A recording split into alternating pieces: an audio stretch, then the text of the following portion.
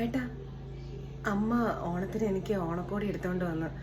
അപ്പം രാവിലെ കൊണ്ട് തന്നു. ഏട്ടനും അമ്മയ്ക്കും അച്ഛനും എല്ലാവർക്കും ഉണ്ട്. അപ്പം അതാ എൻ്റെ സാരി.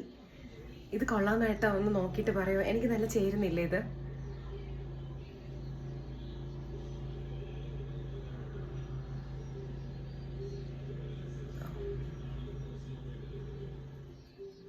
ഒന്നും പറയാതെ പോയല്ലോ.